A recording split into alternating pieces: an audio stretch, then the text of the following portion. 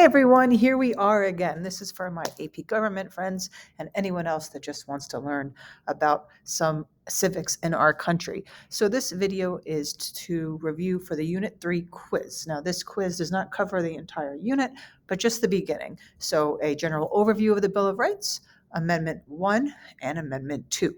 So it's not going to cover the other amendments. It's not going to cover the 14th Amendment, all that kind of stuff that you should be, reviewing on your own. All right, so you'll see here, this is the unit on civil liberties and civil rights. Like I just mentioned, the beginning's all about the Bill of Rights, and especially the First Amendment, which is the 5 freedoms. So you see here the little visuals to remind you of what they are. So let's look at the First Amendment.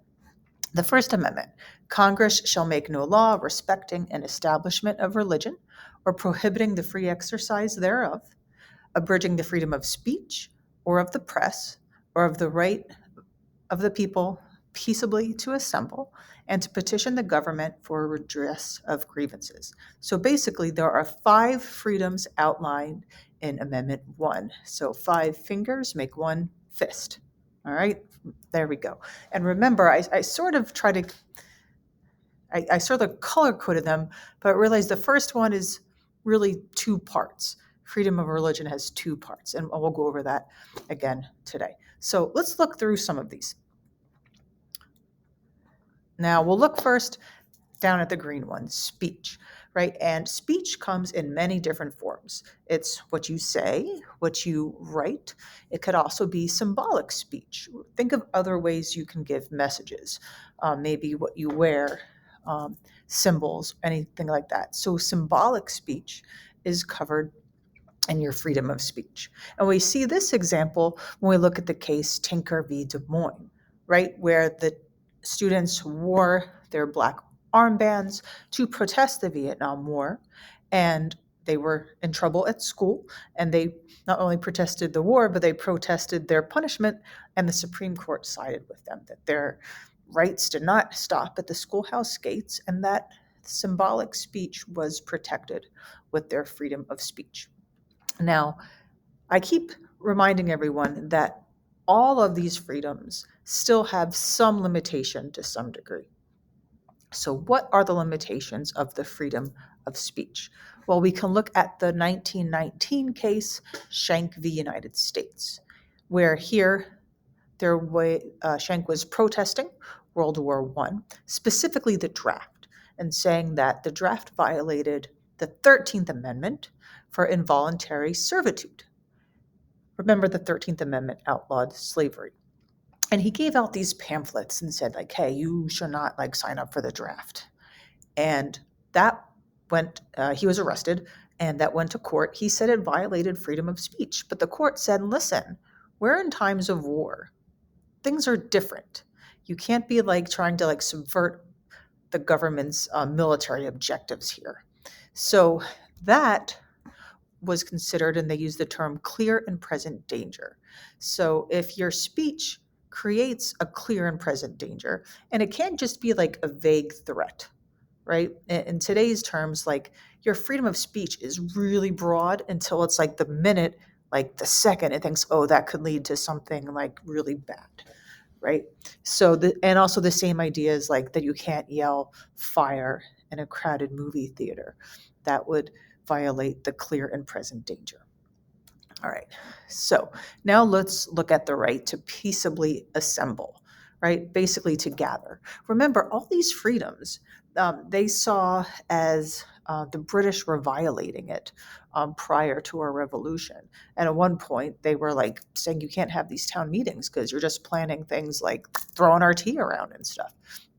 And they thought the freedom to assemble was super important. So let's connect that to what we've been learning about what's been going on in our world today when we look at C-SPAN before class. Well, we saw this week the Poor People's Campaign met, and they have a plan in March that for every state capital, they are going to assemble. And remember, these Poor People's Campaigns originated around the time of Dr. Martin Luther King, his sort of brainchild, and then it was officially organized after his unfortunate assassination. Anyway, the peaceably to assemble, that is your right.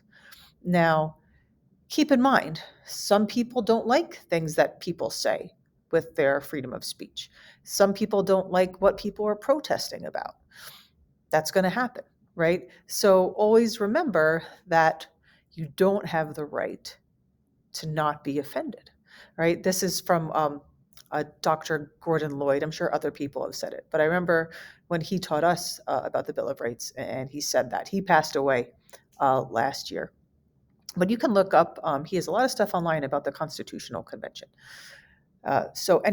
So just keep in mind that a lot of people aren't going to like some of these things. Like when we said, like, oh, the Supreme Court said you can burn the flag, doesn't mean even the judges like the idea of burning flags, right? But the people still have rights to do so. Keep in mind another thing that deals with the First Amendment is time, place, manner.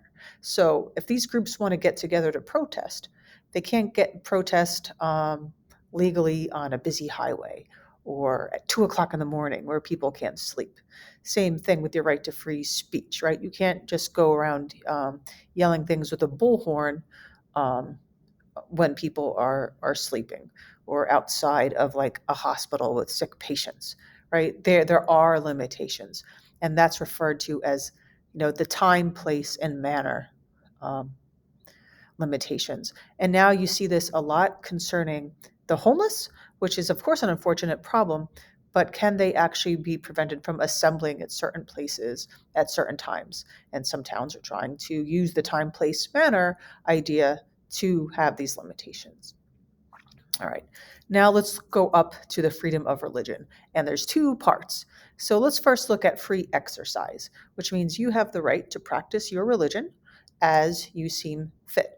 And remember, we did mention in class also that there sometimes are limitations on that, like when the Supreme Court said no, um, a company can put a smoking peyote limitation on it, whether you say you smoke it because of your religion or not, right? So for example, you have the right to exercise your religion even as a student within certain limitations, like it doesn't disrupt the school day. But many schools do pray around the flagpole in the morning, students and staff. If it's before the school day and they go on their own free will, that is totally fine. If you want to say grace before you eat lunch in the cafeteria, that's totally fine, right? All those sorts of things. Um, if I want to wear a cross, or if another teacher had a different religion, they wanted to wear their a symbol of it, that would be free exercise. They couldn't tell us that we couldn't. All right, now the other part of it is free, is the respect. You can't establish, right? The establishment clause. You can't establish a religion, and we will look at Engele v Vitale. We've mentioned that this week, and that banned the prayer in school or even the silent time to pray in school if it was officially coming from a school, right? So you can decide on your own to do it. And remember, Kennedy said, hey, just pray more at home. But someone can't come on the loudspeaker and go, all right, guys, it's time to pray, right? So we didn't mention two other ones. Let me go back to this real quick. We didn't mention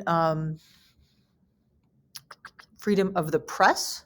Okay, there is a case on that. It is not on this quiz, but we will talk more about it.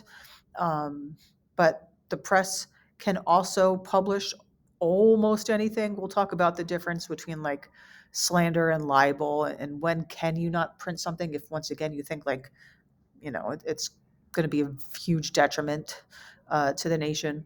But also redress of grievances, which is your right to petition the government if there's things that are of concern to you. And then the Second Amendment. So we remembered 5 freedoms, 1 amendment, Amendment 1, and then the right to bear arms. You got 2 arms, 2 guns right here, right? That is the Second Amendment. And remember, it's interpreted differently. It's debated heavily. We'll talk about more of that as it comes in the news. But as far as this quiz concerns, just know that that's what the Second Amendment is, the right to bear arms. And you'll be fine. We do cover that, the official case, McDonald v. Chicago. All right, no questions on that in this quiz, but you do want to know that obviously by the time of the exam. Okay? You guys got this.